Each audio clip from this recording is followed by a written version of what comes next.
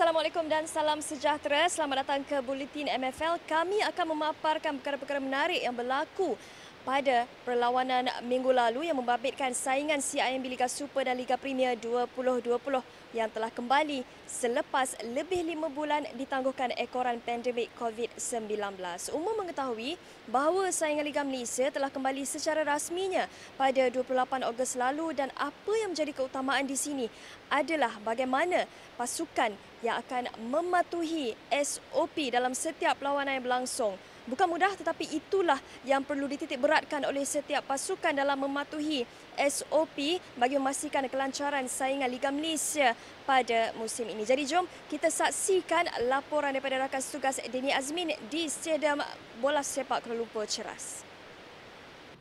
Setelah 5 bulan Liga Malaysia ditangguhkan, akhirnya kita berjumpa kembali namun dengan suasana sedikit berbeza kerana setiap pasukan perlu memenuhi prosedur standard operasi SOP di mana mereka perlu patuhi bukan sahaja dalam latihan tetapi dalam setiap perlawanan. Jadi bagaimana reaksi mereka terutamanya pemain dan jurulatih? Sama-sama kita dengar. Untuk SOP punya prosedur tu kita dah amalkan semasa preliminary match. Jadi just continue lah. Tak ada sangat kesukaran. Saya rasa semua berjalan dengan smooth. Berjalan dengan baik. The club send a message to us to follow the SOP's guidelines, so very easy. We can control it, and so for the players it's very easy. I don't feel nothing difficult to follow.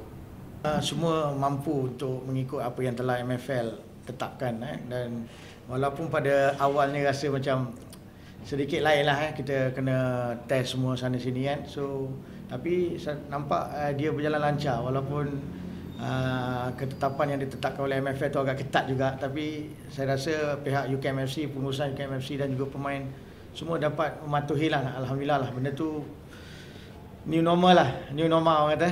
So kita kena live with this lah.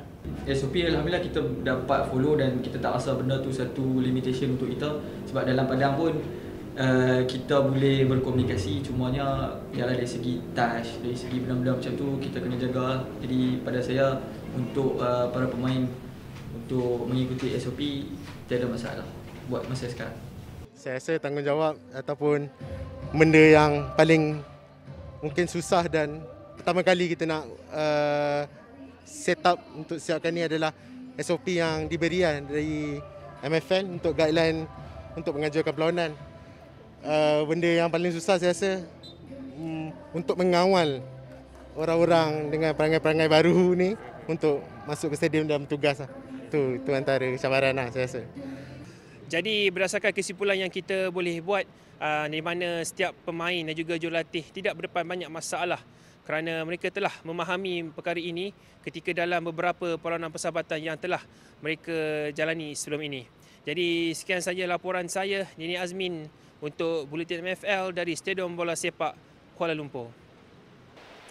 Baik, saingan CIMB Liga Super pada minggu lalu sudah pastilah terarah kepada salah satu aksi tumpuan yang membabitkan pasukan Pahang dan juga juara 6 kali Liga Super iaitu Johor Darul Takzim JDT di Stadium Darul Makmur Pahang. Jadi jom kita saksikan sedikit sorotan perlawanan yang berlangsung pada minggu lalu. JDT kekal sebagai pendahulu Liga apabila masih kekal dengan rekod bersih tanpa kalah dengan kemenangan 3-2 ke atas Pahang. Skuad kendalan Benjamin Mora memberi tekanan awal kepada pasukan tuan rumah dengan 3 jaringan pada separuh masa pertama menerusi gol pertama daripada Leandro Velasquez seawal minit keempat. Gol kedua diperoleh daripada penyerang muda JDT Muhammad Ramadan Saifullah Usman pada minit ke-14 sekaligus menjadi pemain pertama yang berjaya menjaringkan gol dalam aksi CIMB Liga Super dan Liga Premier pada musim ini. Pemain tengah Gonzalo Gabriel Cabrera terus menambah duka Tok Gajah apabila mudah menyempurnakan penalti selepas Muhammad Ramadan dijatuhkan oleh Harold Gulon pada minit ke-34. Pahang hanya mula beraksi garam pada babak kedua perlawanan menerusi 2 jaringan daripada Faisal Abdul Halim dan Gulon, namun ia belum cukup untuk mereka terus memburu gol penyamaan sekaligus terpaksa akurat dengan keputusan 2-3.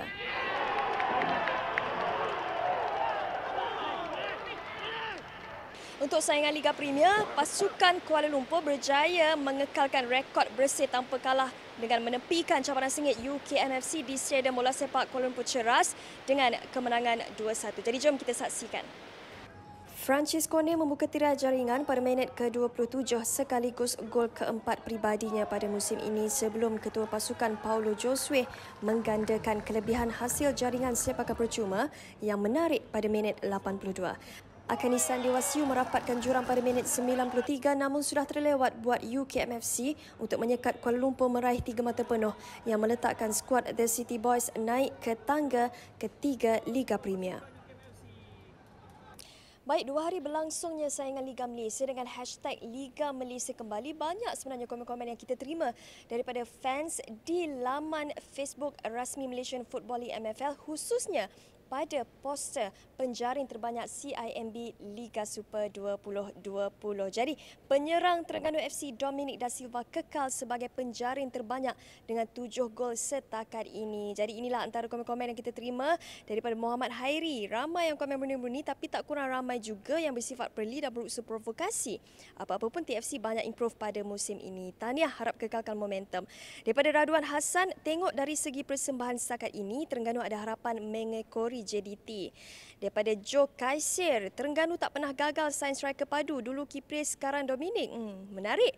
Dan daripada Mak Ji, padu striker import Ganu musim ini. Jadi, daripada awal sebenarnya pengendali TFC Nafuzin Zain pernah mengatakan bahawa beliau memang percaya dengan kemampuan Dominic Da Silva untuk menjadi nadi penting dalam pasukan pada musim ini selepas penyerang berbisa Cece Kipre berhijrah ke Kedah pada musim ini. Nampaknya apa yang dirancang oleh Nafuzi menjadi untuk pemain import berusia 31 tahun ini bantu pasukan setakat ini.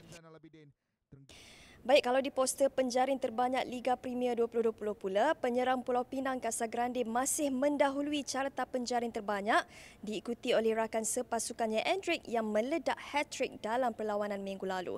Menerusi komen-komen yang ada, rata-rata memuji pasukan Pulau Pinang setakat ini yang kini berada di kedudukan kedua Liga. Tidak dilupa juga penyerang muda Selangor 2 Daniel Asri, satu-satunya penyerang tunggal tempatan di situ dengan 4 gol setakat ini.